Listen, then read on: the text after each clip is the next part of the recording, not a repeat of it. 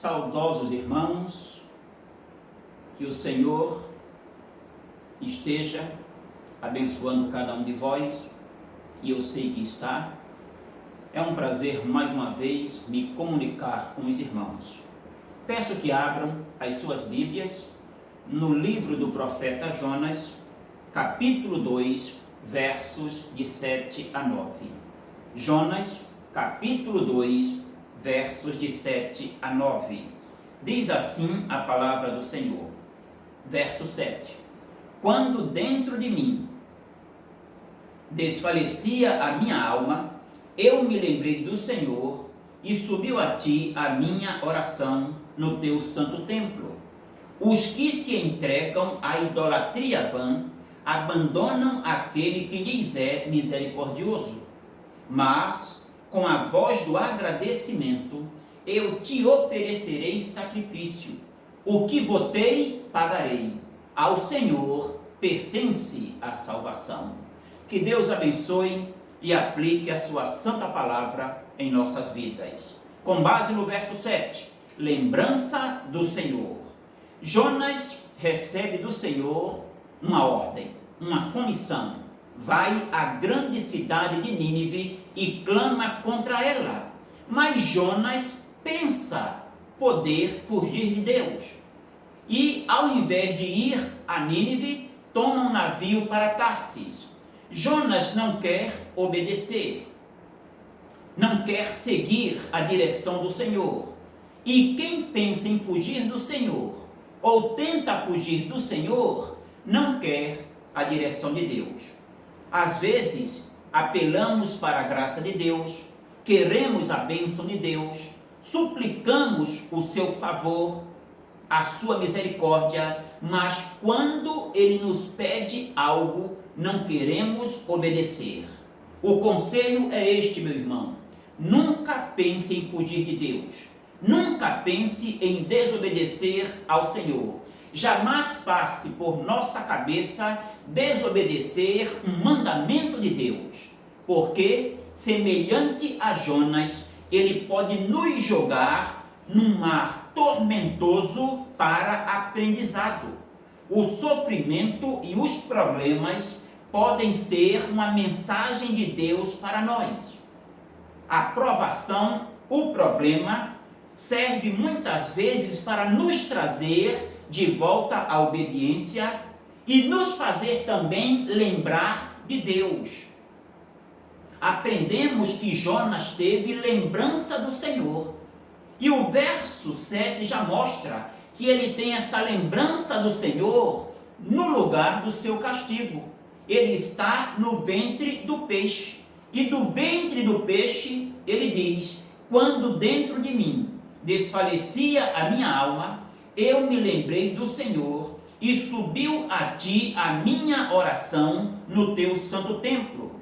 E Jonas já se via no mundo dos mortos. Se você ler o verso 2, na minha angústia clamei ao Senhor e ele me respondeu.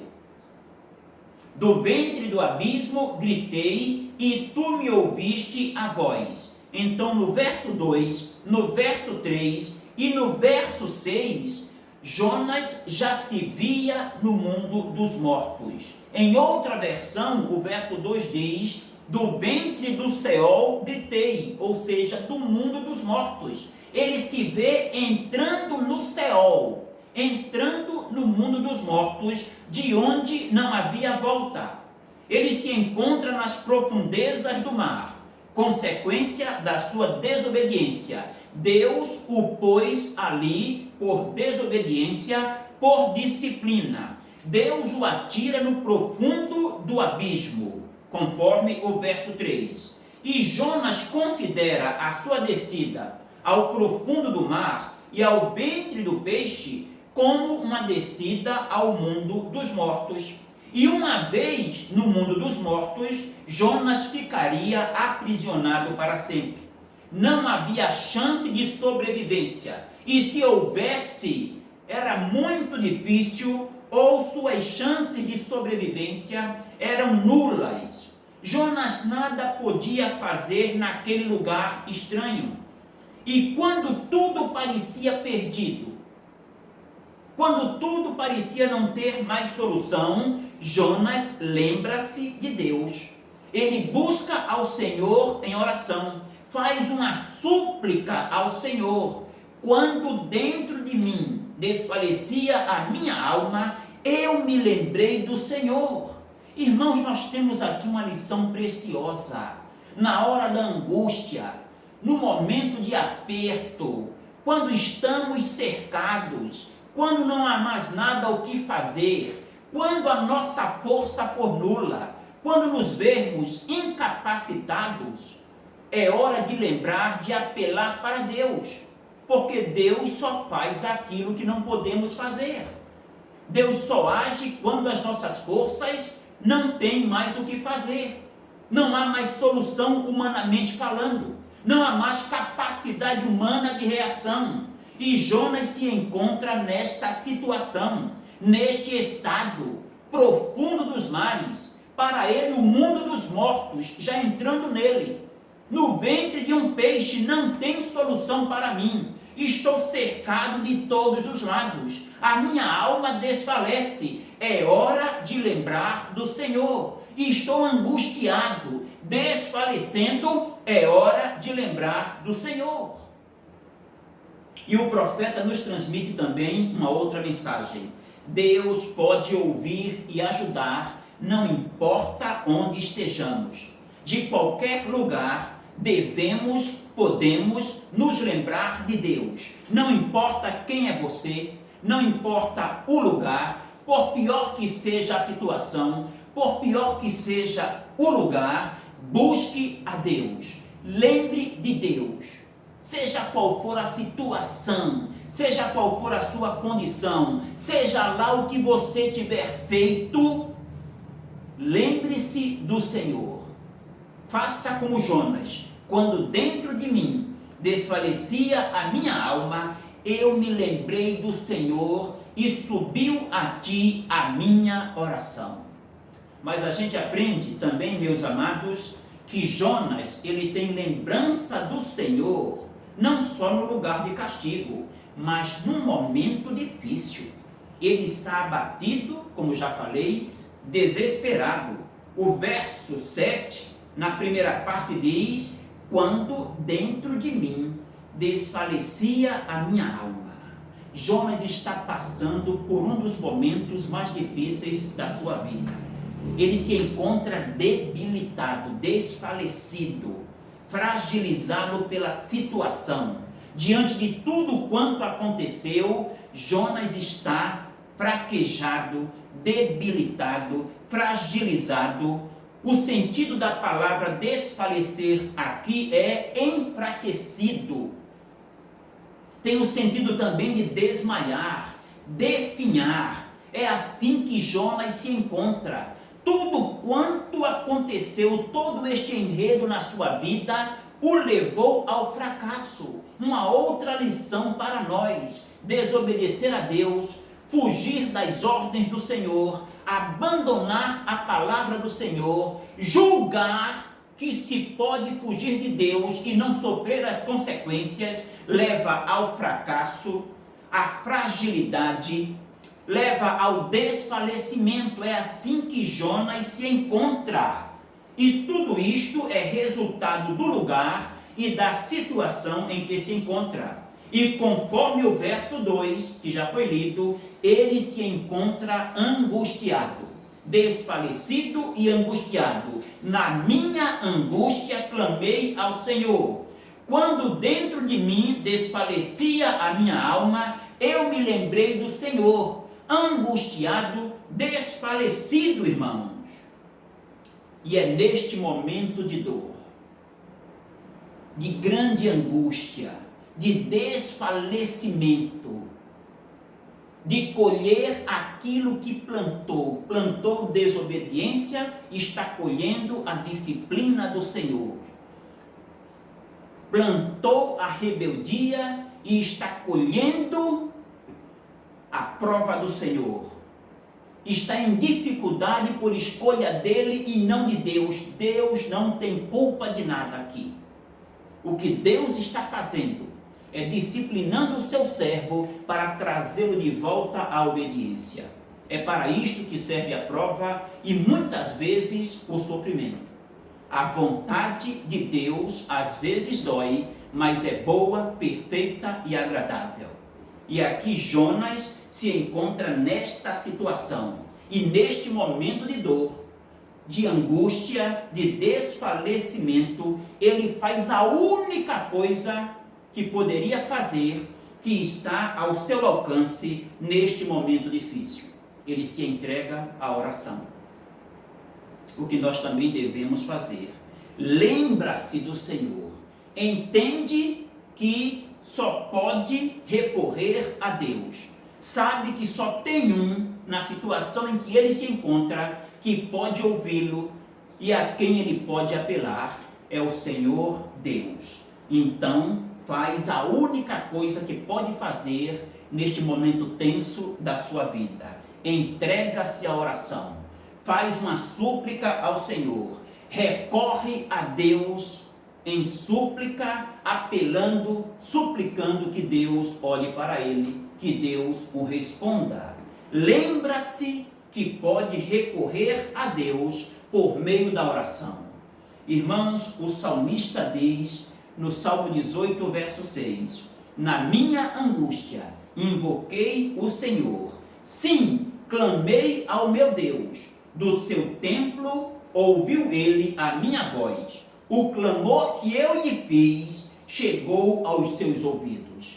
Tem uma hora na nossa vida, irmãos, que embora cercados de irmãos, de uma boa liderança, de amigos que nos amam, a gente só tem um socorro. Só nos resta uma opção: clamar ao Senhor, buscar ao nosso Deus. Porque os amigos têm um braço, têm uma mão, mas não são mão e braço tão fortes como a mão e o braço do Todo-Poderoso. É a Ele que nós apelamos, que nós recorremos. Quando você se encontrar no ventre do peixe, quando você se encontrar cercado pelas águas turbulentas dos problemas, quando se encontrar nas tempestades da vida, lembre-se do Senhor. Não há lugar, não há circunstância em que não possamos lembrar do Senhor. Orar é ter acesso a Deus. Orar é ter acesso àquele que está sentado no trono da graça, como diz lá em Hebreus. Cheguemos-nos, pois, confiadamente ao trono da graça. E como diz Spurgeon, Deus está assentado num trono de graça para conceder graça aos seus filhos. O Deus da graça dispensa graça, misericórdia e socorro aos seus filhos. E Jonas clamou e foi respondido, porque o verso 2 diz: na minha angústia clamei ao Senhor e ele me respondeu.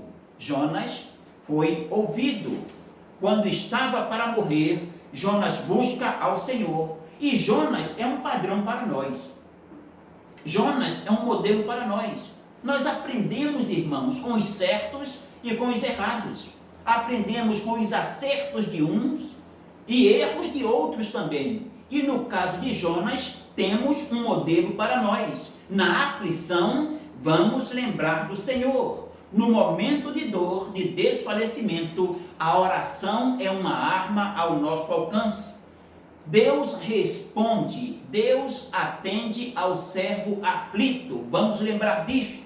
E por pior que seja o lugar, por pior que seja a situação, lembre-se de Deus. Ele está atento à sua oração, às nossas orações. Mas, irmãos, Jonas, ele lembra-se do Senhor como sua salvação. Ele se encontra num lugar estranho, o ventre do peixe. Não podemos nem imaginar tal coisa. A situação é difícil. E Jonas, ele se lembra do Senhor. Faz uma oração ao Senhor. Lembra que o Senhor é aquele que pode salvá-lo. É aquele que pode livrá-lo. e ele se volta para o Senhor. O verso 8: os que se entregam à idolatria vã abandonam aquele que lhes é misericordioso. Uma outra versão diz assim: os que se apegam aos ídolos vãos afastam de si a misericórdia. O sentido é o mesmo aqui, mas o que a gente aprende com o verso 8 é que Jonas se volta para Deus, não para outro. É que Jonas olha para o Senhor, unicamente para Deus, não para simpatias, não para crendices, não para superstições, não para ídolos, não para nenhum santo profeta. Ele olha para o Senhor, se apega a Deus, não aos ídolos, não à idolatria. Apesar de ser o que era, rabugento, um profeta rabugento, de fazer o que fez, ele sabe de uma coisa, aprendeu uma lição: rejeitar o Senhor é afastar de si a misericórdia. E agora ele se chega para Deus. Sabe também que o Senhor é um Deus misericordioso, salva porque é misericordioso, e ele vai constatar essa misericórdia em ação, como resposta de arrependimento, quando prega em Nínive, conforme capítulo 4, verso 2. Ele é bem claro em dar a sua razão do porquê fugiu a primeira vez, porque sabia que Deus é clemente e misericordioso e tardio em irar-se, grande em benignidade. Os idólatras não alcançam misericórdia. Se Nínive permanecesse na idolatria, apegada aos seus deuses, não alcançaria misericórdia. Se Jonas continuasse apegado ao seu ídolo, chamado desobediência, fuga de Deus, não alcançaria misericórdia. Se ele permanecesse na sua vaidade, na sua futilidade, seguindo os seus instintos, o que ele pensava e achava, não alcançaria misericórdia. Mas o verso 8 é bem claro em mostrar devoção a Deus, unicamente a Deus. Volta unicamente para o Senhor. Lembrar-se unicamente de Deus na situação difícil. Quem tem a Deus alcança misericórdia. Quem serve a Deus alcança misericórdia.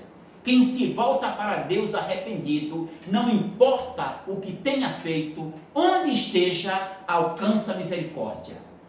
Paulo fala em Efésios capítulo 2, quando mostra a nossa morte espiritual, que éramos mortos em delitos e pecados. Ele diz que uma das razões de sermos salvos tem como base o amor de Deus, que também encontra base na sua misericórdia. Mas Deus, sendo rico em misericórdia, pelo seu muito amor com que nos amou.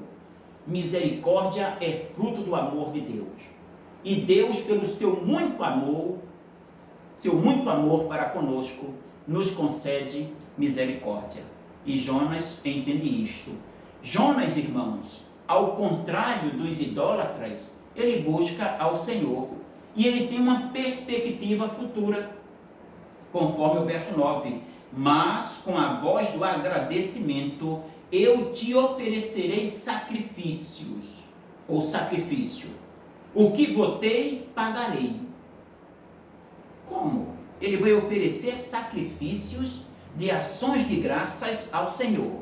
Vai cumprir um voto que fez. De que maneira? No ventre do peixe?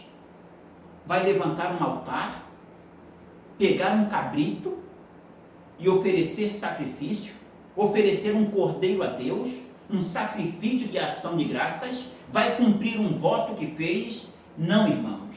Jonas ora e, como ele já disse no verso 2, Deus ouviu a sua oração. Ele ora e tem esperança de livramento, certeza de que foi ouvido, de que Deus, na sua misericórdia, vai perdoá-lo, vai restaurá-lo, vai tirá-lo daquela situação, e quando fora daquela situação, ele vai agradecer a Deus, vai cumprir o que votou, vai oferecer um sacrifício.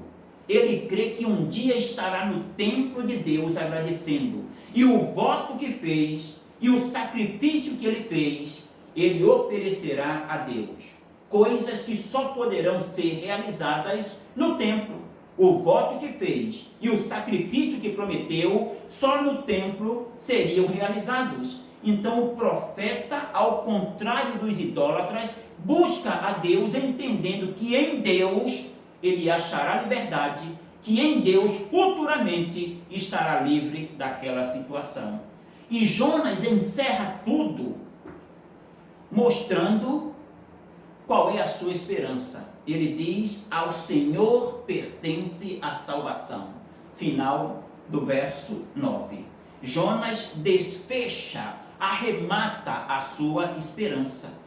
Olhou para todos os lados, olhou para o seu estado, viu a sua condição, a situação em que se encontrava, e ele chega a uma conclusão.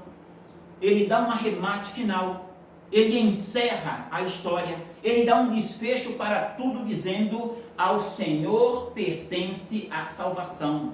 Irmãos, a nossa salvação só pertence a Deus. O nosso livramento só vem do Senhor. O inimigo pode nos tocar, mas só com a permissão de Deus. Tudo acontece dentro de uma soberania, de um propósito do Senhor. Tudo dentro da sua agenda. E todo livramento, que é uma boa dádiva, vem do alto, descendo do Pai das luzes, em quem não há sombra nem mudança de variação. E Jonas entende isto. Depois de tudo, ele encerra dizendo: ao Senhor pertence a salvação. Esta é a conclusão, irmãos, para as nossas vidas. Nós oramos, nós fazemos, nós trabalhamos, mas tudo pertence a Deus e vem de Deus. Nosso livramento, nossa salvação, nossa providência, nossa assistência, tudo vem de Deus. A salvação só pode vir de Deus e de ninguém mais. E num dos seus famosos sermões, em Jonas 2,9, Spurgeon diz: eis o título do sermão: a salvação pertence ao Senhor. E o pregador Spurgeon disse: a origem da salvação pertence ao Senhor. A execução da salvação pertence ao Senhor. A aplicação da salvação pertence ao Senhor. A sustentação desta salvação, ela não se perde, ela é eterna, ela é dada de uma vez para sempre. Ninguém arrebata um salvo das mãos do Senhor, pertence ao Senhor. O aperfeiçoamento da salvação pertence ao Senhor. O profeta desobediente obedeceu, porque o verso 10 diz: falou, pois, o Senhor ao peixe, e este vomitou Jonas na terra. A salvação pertence ao Senhor. O livramento de Jonas veio por ordem do Senhor. Falou, pois, o Senhor ao peixe, e o peixe obedeceu. Sejamos como este peixe. Quando o Senhor falar para engolir, ele engole. Quando falar para vomitar, ele vomita. Vamos obedecer, seguir este peixe. O vento obedece, o peixe obedece, mas nós, servos de Deus, nem sempre obedecemos. Jonas é um exemplo. E ele sofre a disciplina do Senhor por sua desobediência. Verso 3: pois me lançaste no profundo, no coração dos mares. As provações, muitas vezes, vêm de Deus para nos ensinar. Mas quando estiver neste lugar difícil, por sua causa, uma prova do Senhor, quando estiver neste momento difícil, lembre-se que o Senhor é a sua salvação, é a nossa salvação. Irmãos, estamos vivendo um momento de distanciamento para o nosso bem.